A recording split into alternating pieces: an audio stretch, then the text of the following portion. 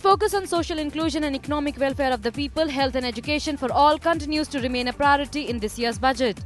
Finance Minister has proposed an allocation of 37,330 crore rupees to the Ministry of Health and Family Welfare, which is an increase of almost 80% over last year.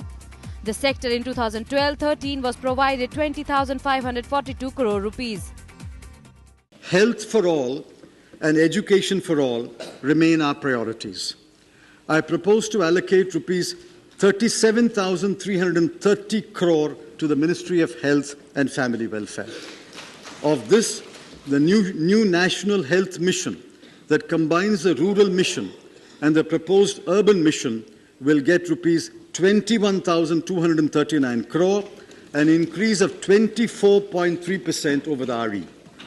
Much emphasis has been given on medical education, training and research for better health of the nation, and funds to the tune of 4,727 crore rupees have been allocated for the same.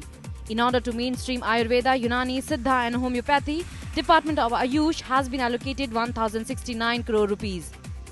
The 6 AIIMS-like institutions have admitted their first batch of students in the academic session that commenced in September 2012. I propose to provide rupees 4,727 crore for medical education, training and research. Education being another key sector for overall development, this sector has also seen an increase in its allocation. The Ministry of Human Resource Development has been provided with 65,867 crore rupees for 2013-14. In order to provide education to all, Sarv Shiksha Abhiyan and Right to Education Act are firmly in place. Scholarship will also be given to students belonging to weaker section of the society, minorities and girl education.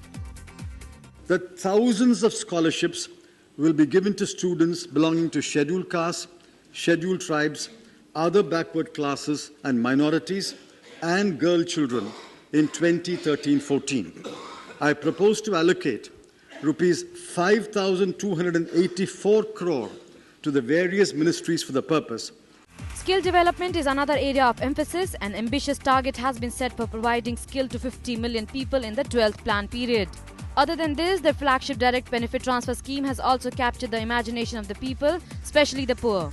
The scheme that was rolled out on 1st January 2013 in select districts will be rolled out throughout the country during the term of the UPA government. So far, nearly 11 lakh beneficiaries have received the benefit directly into their bank accounts.